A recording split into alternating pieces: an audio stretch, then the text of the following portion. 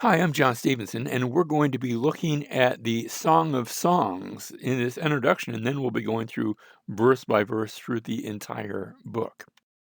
First of all, some observations from the book. The name of Yahweh isn't mentioned. God isn't in the book, except maybe there's a shortened form at the very end. And so when we get to chapter 8, I'll give you the maybe verse that we see there. Secondly, the book is never quoted in the New Testament, but I'm going to suggest, again, when we get to the end, I'm going to suggest that there are several allusions from one particular author in the New Testament. Only one, but he's going to maybe make a few allusions to the book, and we'll see. We'll look at those at the end, and you can make your own decision. The language is going to be highly figurative. There's going to be some graphic language, but there's going to be even more figurative language of certain things. Um, and well, we'll see this. But let me just say, this is going to be this is an adult book, and it will be. The Jews would not permit their young people to read this book. Now, I'm not sure how far back that went, but even Origen says, I advise and counsel everyone who is not yet rid of the vexations of the flesh and blood, and has not ceased to feel the passion of his bodily nature, to refrain completely from reading this little book and the things that will be said about it. Now, that would mean that almost no one would ever read the book, and I don't know that it's required of that. But I do agree. There's some adult themes. There's a lot of sensuality and sexuality in this book. But remember, those things were those things were designed by God. He hasn't been taken by surprise in the things that are discussed here. Now, some interpretations of the book of the Song of Songs. First of all, the allegorical interpretation sees the entire book as an allegory of the Lord's love for his people Israel. To this end, our Jewish friends, these days at least, I don't know how old this tradition is, but they will sometimes read this book at the Passover. They'll also read Exodus and the story of the Passover, but then they'll read excerpts of this book because they see this book as referencing God's love for Israel in the birth of the nation and in his marriage to the nation. Secondly, what we call sometimes the cultic interpretation. Now, the word cultic sounds like a negative thing, but it's not meant to be. The idea here is cultic poems for use in the marriage ritual in ancient times. Um, but even in modern day applications, I'm sure you probably have heard, maybe you have, maybe you haven't, elements of the Song of Songs given at a wedding. I think that's an appropriate venue. I think you would want to be careful which ones you choose. You would choose wisely, but there's a lot of love and there's a lot of sensuality in this book. Thirdly, the typical interpretation sees the book as a type of Christ and his church. Just recently, I asked somebody, "Oh, what's this book about?" And the answer that came right back to me from someone, well, it's a book about Christ's love for his church. I think both the allegorical, the cultic, and the typical interpretation are good applications of the book, but I don't think that's the primary interpretation. I'm going to suggest a what we might think of as a natural or literal interpretation. This is a song of two lovers, and that's okay. We're going to see a wedding in here too, so there's going to be a wedding, but it's a love song. Now, I also want to give you a interpretation which I don't agree with. The others that I just gave, those are either good applications or the natural or literal I take to be the interpretation of the book, but also the shepherd interpretation. Now, this interpretation views Solomon as the villain of the story. What it does, it suggests that there's Solomon and there's the Shulamite, that's the woman, and there's also the shepherd boyfriend.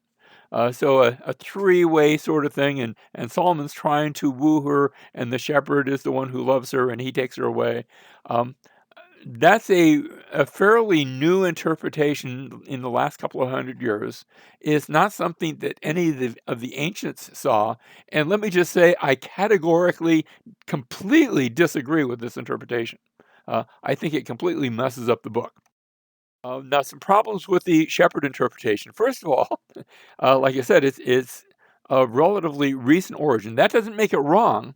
It means that nobody saw it, in times past. And this is a big thing. It's the whole storyline of the book. Is it two people or is it three?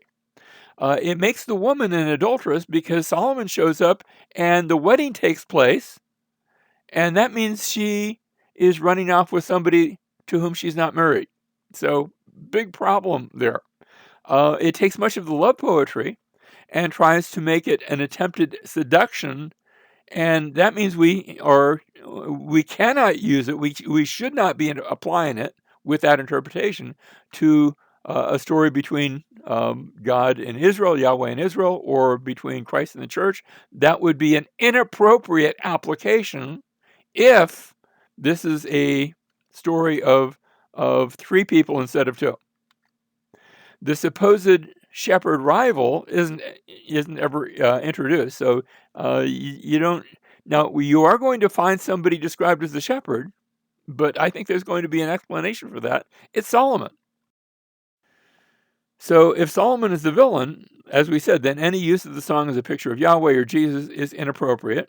The Jewish practice of reading the song at Passover is inappropriate. You shouldn't be doing that. And it would be inappropriate to make use of the song in wedding rituals. Now, we never see any rivalry between the shepherd versus Solomon. And it's like looking at Clark Kent versus Superman. They never show up at the same time. Why? Because they're the same person. And yes, you're going to have somebody described in terms of a shepherd, and you're going to see Solomon. And I'm making the judgment, and this isn't new to me. This is the way it's always been seen, that it really is the same person. Now, this brings up what we call the Solomon problem. The Solomon problem is, remember, Solomon had a whole bunch of wives, but he didn't start off that way. That's not he's described with multiple wives. One of those in 1 Kings chapter 3 is a marital alliance with Egypt, where he marries the daughter of the Pharaoh. Was that a romantic sort of thing? We're not told that it was. It was a marriage of state. And this is followed by a statement that Solomon loved the Lord, walking in the statutes of his father David, except that he sacrificed and burned incense on the high places. Wasn't supposed to be doing that. Now, that doesn't mean he was worshiping pagan gods at that point. Later on, that's going to be an issue. But at this point, he's worshiping the right God, maybe in the wrong way. The incense on the high places. It's not until 1 Kings chapter 11 that we read of Solomon's many wives and how they turned his wife. Now, we don't necessarily have to take all of that in 1 Kings in chronological order, but that's the way it's presented. We ought to note that. Next, we ought to point out that the scriptures regularly hold up examples of flawed believers. If I look at the story of Abraham or Isaac or Jacob, maybe even Joseph, I have to look a little more carefully there. David, Moses, Samson. There's time and time again where we see God using believers that have problems. Believers who do things that you shouldn't do as a Christian. So that shouldn't surprise us, this quote-unquote Solomon problem. Sarah obeyed Abraham, calling him Lord, according to 1 Peter chapter 3 and verse 6. And yet, there's times where Sarah didn't believe, heard the promise of God, and laughed at them. A blessing concerning Ruth says, may this woman be like Rachel and Leah. And you think, oh my goodness, why would I want to be like Rachel and Leah? This two women married to the same man, and all sorts of problems. At one point, Rachel Jacob inadvertently puts a curse upon Rachel for something she had done wrong regarding pagan gods. So, you say, wait a second, why would Ruth chapter 4, verse 11 say that? Except that we're supposed to read this through the eyes of the ancient world and not through 21st century eyes where we look at things, every little detail. There's a story of Rahab, a reformed prostitute, James chapter 2, verse 25, and she's held up as an example. Um, if you read through the Hall of Faith in Hebrews chapter 11, you see all sorts of folk that are broken people with real problems, and yet they are held up as examples of faith. So I think the same thing happens here in our quote unquote Solomon problem. Now, David, think about the times he's held up as an example and think about some of the things that he did. In fact, he's the father of Solomon through Bathsheba. That relationship was both adulterous and even ended up in a murder that was involved. And yet he is called in Acts chapter 13, verse 22, a man after God's own heart. Likewise, Solomon, we read in 2 Samuel chapter 7, verse 12, and this is spoken to David about Solomon. When your days are complete and you lie down with your fathers, I'll raise up your descendant after you who will come forth from you, and I will establish his kingdom. That's definitely Solomon. But we go on to read, he shall build a house for my name, and I will establish the throne of his kingdom forever. God did that, although the kingdom was split and actually taken away for a time. So yes, there were promises. Yes, they were fulfilled. Yes, there were. You can't just call that a speed bump. Those serious problems into which Solomon entered. And yet the passage goes on to say, I will be a father to him, and he will be a son to me. And when he commits iniquity, I will correct him with the rod of men and the strokes of the sons of men. And that happened to Solomon.